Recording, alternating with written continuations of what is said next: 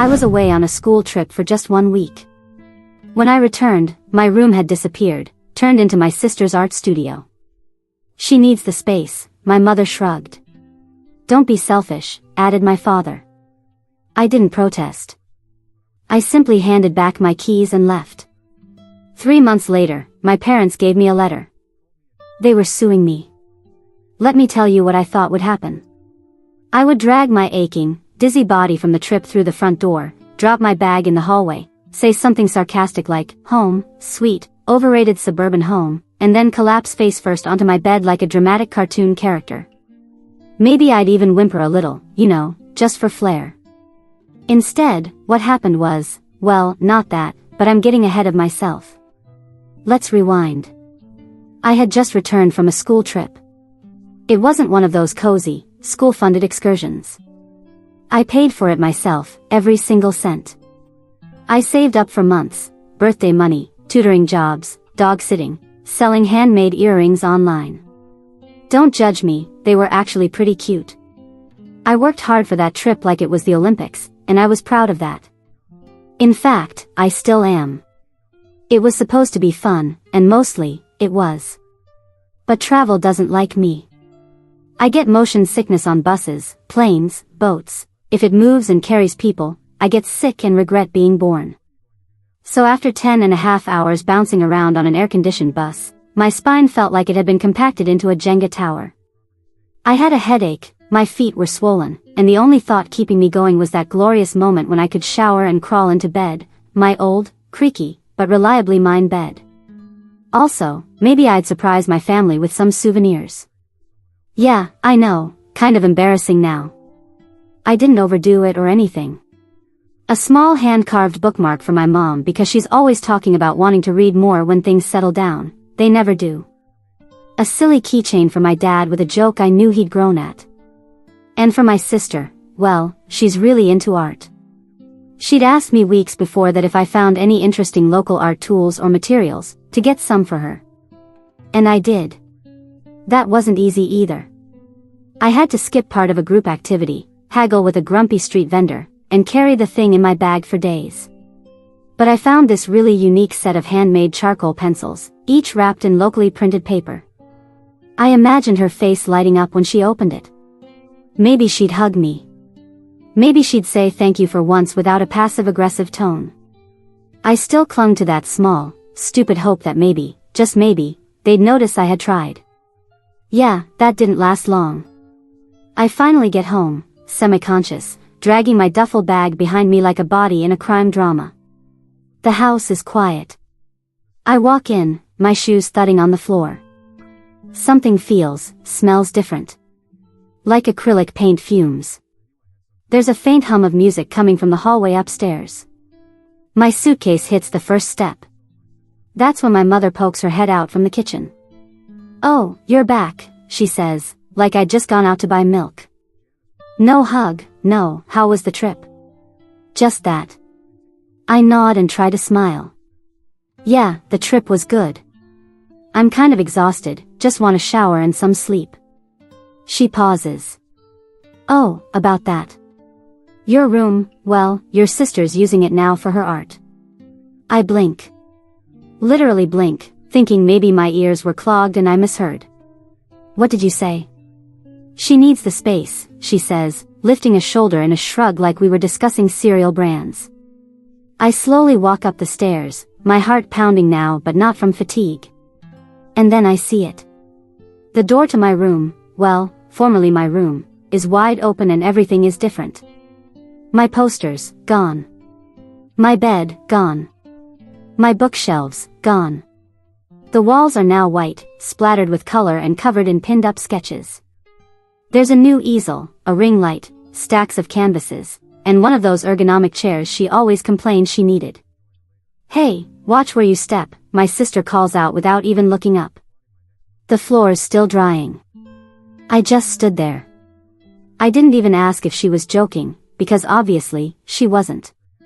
I stepped back down, dazed. My father was on the couch watching some wildlife documentary, as if it were just any other Tuesday. Hey kid, he said, don't be selfish, okay? She's trying to build a portfolio. Anyway, you'll be turning 18 soon, right? Because nearly 18-year-old adults don't need beds or basic human respect. And my stuff? I asked. It was the only thing I could think to say. My voice came out weak. It's all packed up in the garage. You can take it whenever you want. I didn't speak. Not really. I just nodded, reached into my pocket, took out the house keys I'd had since I was 13, and placed them on the kitchen counter. I didn't make a scene. I didn't shout or slam doors. I simply left. There was a second, maybe two, of silence, and then I heard my mother behind me. Where are you going? You're not even 18 yet. Don't be dramatic, added my father, barely turning his head. It wasn't drama, it was clarity. It's funny. You'd think when your world changes like that, it would be loud, explosive. But this felt silent, like the absence of something that had never really been there in the first place. I didn't know where I was going. Maybe I'd call B. She always said I could crash on her couch if things ever got weird at home. Maybe I'd find some public bench and pretend I was starring in an indie film. I didn't know. I just knew I wasn't going back. People always say things like, you should have seen it coming, or didn't you notice the signs? As if hindsight magically rewrites history. But the truth is, when you grow up in a family that ignores you the right way, softly, politely, strategically, you learn to lie to yourself before anyone else has to. It wasn't just about the room. That was just the last straw, the spark that lit the match. But the fire started years ago. My sister and I are only 2 years apart. She's older in age, but younger in everything else. Not because she's immature, but because she was allowed to be cared for. She was encouraged to be fragile, wrapped in praise and gentle attention. I, on the other hand, was labeled the independent one since I was 5. At first, it felt like a compliment. You're so mature, they'd say, so easy. But that slowly turned into other things, like being forgotten at school pickup, or making my own dentist appointments, or learning to cook because mom was too busy helping my sister with her art presentations and dad was always on a call. I think the first time I really felt the difference, I was maybe 8. We both entered a school art contest. Mine was a weird, messy collage made of cut-up wrappers and old comic strips. Chaotic, but kind of interesting. I didn't win anything, but my teacher said it was imaginative. I was excited to show it off. My sister painted a tree. Just a tree, with watercolor leaves and a tiny bird. It was pretty, sure. She won second place. My parents brought balloons, took her out to dinner, told everyone at church. When I showed them my collage, my mother frowned. There's a lot going on here. But hey, you tried. I hung it on my bedroom wall. Anyway, that was the first of many. When my sister wanted to take art classes, she got them. Expensive ones. When I asked to join a writing workshop, it's on the other side of town, honey. Hard to get you there with our schedules. When she broke the toaster, it was an accident. When I broke a plate, you were being careless. When she forgot her lunch, Dad dropped everything to take it to her school. When I forgot mine, you're old enough to pack your own. And birthdays, don't even get me started. Hers were custom cakes, Pinterest-worthy, friends from every corner of her life. Mine usually involved a last-minute store cake and my aunt texting me, oops, thought it was next week. So I held on to the good moments, to the crumbs. My dad praising my grades with a distracted, smart girl, before going back to his emails. My mom buying me a book once because she thought I'd like something quiet. They weren't monsters. Just inattentive. Selectively loving. The kind of people who say, I love you, with their words but not with their choices. As I got older, I stopped asking for things. Stopped showing them my achievements. It didn't matter. They always belonged to someone else, to her. By the time I was 16, I had fully become the background character in the family. I paid for my own phone plan. I was applying for jobs and taking shifts after school, organizing my own schedule, my own finances, my own everything. I cleaned in silence, ate in silence, lived in silence, and they praised me for it. "She never gives us trouble," they'd say. "She's so low maintenance." What they really meant was, "She doesn't need us, so we don't need to try." My sister, however, could cry over a broken pen and get a replacement set within 2 days. One time, I had a fever and fainted in the bathroom. I woke up an hour later in an empty house. My mother had gone grocery shopping, my father was at work, my sister was at her art club. No one noticed I was missing. I didn't tell them, because by then I had learned that there's no point making noise when no one is listening. That's why the room thing hit me the way it did. It wasn't just the space, not even the bed. It was the final confirmation of what I already knew deep down: I was disposable. They didn't even send me a message while I was away, not once. My mother said afterward that they didn't want to bother me, and my father joked that they thought I needed a break from them. It's funny how they always wrapped abandonment in pretty bows. We were giving you space, of course. So much space that they erased me completely. I tried to stay strong when I left. I really did. But when I finally stopped walking, somewhere near BEA's house, I sat down on a curb and just broke. Not in a dramatic, movie-style crying way. It was quieter than that, a slow leak of pain I didn't know I had been holding in. I didn't know where I was going next. I didn't have a plan. My exams were coming up. I didn't have a stable place to sleep. My sister had an art studio. I had a duffel bag and a keychain, a souvenir I would never give. One person came to mind, my grandmother. I hadn't seen her in a while. Not because I didn't want to, but because life got noisy, and visiting her always felt like stepping out of that noise for a moment. She lived in a small nursing home across town.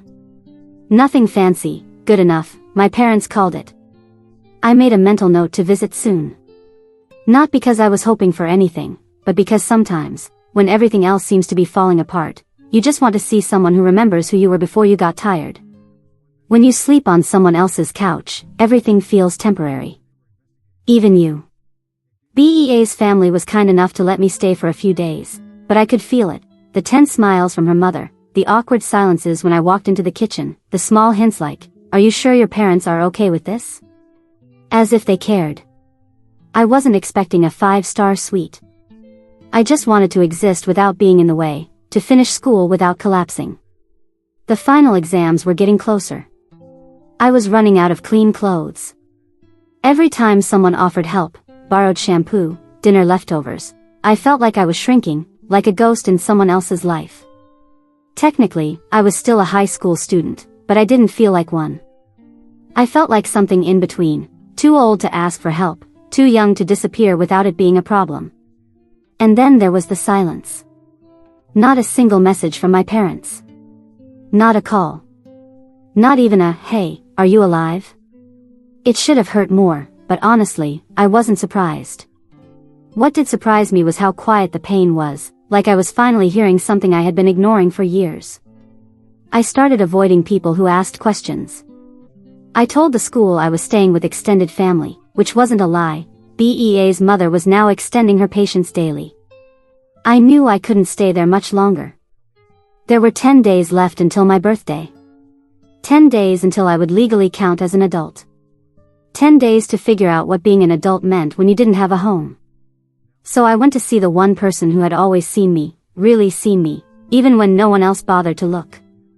My grandmother lived in a low-budget nursing home that smelled like boiled potatoes and old newspapers, but she liked it, or at least she pretended to. Her room was tiny, with lace curtains and a crocheted blanket that she claimed was older than me. I hadn't planned to tell her much. I thought maybe we'd just sit, drink weak tea, and talk about nothing in particular. But the moment I walked in, she looked at me and said, "Something's happened." She always knew. I tried to joke, said I was on a journey of self-discovery. That didn't work. By the second cup of tea, I broke down. I told her everything. Not the polished version I gave B, the real one. About the art studio, the couch, the packed-up life, the silence from my parents, how I had left them souvenirs and they never even asked if I made it home safely. I expected sympathy. I didn't expect what came next. Grandma stayed perfectly still for a second, then she said, "Good." I blinked. Good. You're out. Full stop. They can't pull you back in now. I didn't know how to respond to that, so she did it for me. She opened the drawer of her nightstand and pulled out a thick, sealed envelope, held together with a rubber band, slightly wrinkled. It's not money, she said before I could ask. Not yet. But it's how you'll get where you need to go. I just stared. What is it? Bank information, some legal forms, a letter to my lawyer. I've been preparing this for a while. I hesitated. Grandma, I don't want you to give up anything for me. She cut me off with a wave of her hand. No. I'm not giving up. I'm giving. Big difference. I didn't take the envelope, but the weight in her hand said enough. It wasn't just help. It was a future she had quietly carved out, piece by piece, while everyone else forgot I existed. That night, I finally opened the envelope. No money, just clean, folded documents. A list of savings accounts, a note from her lawyer, and on top, in her handwriting, a short line, I can't give you a home, but I can give you a way out. The next few days passed quickly, faster than I could process. Grandma's lawyer confirmed everything was legal. She couldn't gift me the full amount until I turned 18, but she could help me with what he called preparation funds. I found a small studio, mine. I signed a short-term lease, paid up front. I slept on the floor for the first 2 nights because I didn't have a mattress yet, but it felt better than any bed I had ever known. Still, I visited Grandma every day after school. We filled out documents together, watched bad TV game shows, and made fun of the contestants' answers. She told me stories I had never heard before, about her first love, about how she used to sing in the church choir, about how she once slapped a man who insulted her cooking. It was peaceful. Too peaceful. Looking back, there were signs. A shadow on the horizon, a tightening in my chest every time I checked my phone, an unease I couldn't name at the time. I thought I was just adjusting, settling in, figuring out who I was without a house full of people who acted like I didn't exist. I didn't realize the storm clouds were already forming, that things were about to change again, and not in the way I expected. Because when people ignore you long enough, they think you stop growing. Until you become inconvenient. And apparently, I was about to become very inconvenient. They didn't call. They didn't send messages. They knocked. It was a Tuesday, early evening. I had just gotten home from work and kicked off my shoes when I heard it, 3 loud knocks at the door. Not the friendly kind. Not the brought you muffins kind. The firm kind of knock that already feels like an accusation. When I opened the door, they were both there. My mother, dressed like she had somewhere more important to be, makeup too perfect, that strange fake smile she used when she wanted to seem reasonable. My father stood stiff, arms crossed, like I was a problem at a parent-teacher conference. We need to talk, she said. No hello, no how have you been? I didn't invite them in. I just stood there in the doorway, waiting. We know what you've done, my father said. It was almost impressive how quickly they got to the point. No pretense, no attempt at warmth, straight to the accusations. She's not well, my mother added, her voice trembling, but not from sadness, from calculation. She's been confused lately. She's not capable of making these kinds of decisions. I stared at her. You're talking about Grandma? You took advantage of her, my father said. You manipulated her into giving you access to her finances. I laughed. It wasn't intentional, just a short, stunned laugh that came out like a cough. I didn't take anything, I said. She gave it to me. She planned it months ago. You expect us to believe that? My mother snapped. I said nothing. I don't care what you believe. I started to close the door. That's when he pulled it out, a folded piece of paper, legal letterhead, cream-colored. We'll see you in court. They had filed a complaint. Elder financial abuse, that was the term they used. They claimed Grandma wasn't mentally sound, that she had been coerced, that I had isolated her from her real family and tricked her into signing over control of her accounts. And just like that, the life I was building began to tremble. Not fall. Not shatter. Just tremble. The way a house does when a train passes too close. The lawyer my grandmother had used contacted me immediately. She was furious. She said it was a smear job and transparently ridiculous, but still, papers had to be filled out, statements made, medical evaluations submitted. It was real now. It wasn't just family drama, it was court dates and case numbers and signatures. Grandma, for her part, was livid. She marched to her doctor's office the same day and demanded a full psychological evaluation. She passed every test with dry sarcasm and a memory sharper than mine. She gave the nursing home director a copy of the court documents and very calmly asked him to testify on her behalf. He agreed without hesitation. He even sent me a message that read, "Let them come. I've been underestimated longer than you've been alive." I was scared because I knew how good they were at twisting things, how easily they slipped into the role of concerned parents. They'd done it before, at school, at church, even with relatives. They had a tone, a script, and they were used to people believing it.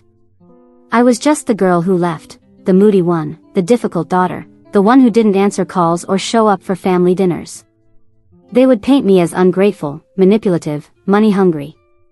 Me? I didn't want money. I just wanted a bed, a place, a life that didn't feel like being punished for existing. The court process didn't last long. Their case was weak, rushed, and full of contradictions. Grandma's evaluation tore it apart completely. Her doctor testified that she was mentally competent and exceptionally aware. The staff at the nursing home backed her up. Their lawyer dropped them a week before the scheduled hearing, saying they wouldn't cooperate.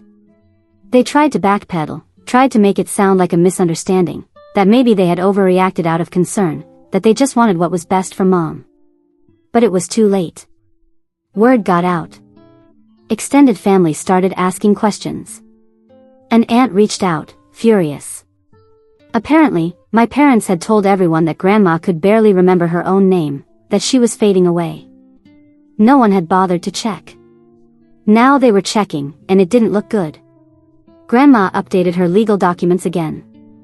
This time, she added me as her official medical representative. If her health ever declined, would be the one to make decisions, not her daughter, not her son-in-law. I asked if she was sure. She said yes, without blinking. "They're not going to decide how I leave this world," she said. "They already decided how little I mattered in it." A month passed. I focused on school, on work, on sleeping, on remembering how to breathe. I got accepted into a college program across the state, full scholarship. It was a dream I never thought I'd have the right to chase. When I told Grandma, I expected her to hesitate, to ask me not to go, to say she needed me close. She didn't. She just smiled and said, "Time to move." I promised to visit her every weekend. She rolled her eyes.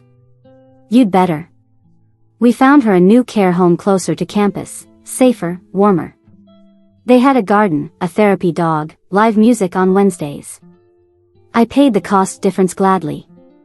It felt like building something, something real, something mine. The years passed. I graduated. Got a job I actually liked. Rented a better apartment. Paid taxes. Made adult phone calls. And every Sunday, I visited Grandma. Her money eventually ran out, but mine didn't. I covered the costs without blinking. She wasn't a burden. She was an honor. She lived longer than anyone expected. Laughed louder than anyone her age had a right to. Told inappropriate jokes to the nurses. Gave me pep talks before interviews. She lived. And when she finally left, it was quiet. Peaceful. In her sleep. I held her hand until the end. She left a note. Just one line, "You gave me a second life. I hope I gave you yours." I didn't invite my parents to the funeral. Or my sister. I've heard they're still together. That my sister's art career failed. That she now runs a craft store downtown. They don't speak to most of the extended family anymore. Sometimes I wonder if they think about me. About Grandma. About what they tried to take. But then I remind myself, it doesn't matter. They had their chance to know me. To know her. They chose control over connection, image over truth. And we chose each other. Well, that was my story. Looking back, I don't know what surprises me more, how far they went, or how long it took me to stop waiting for them to care. But in the end, I found something better than their approval. I found peace.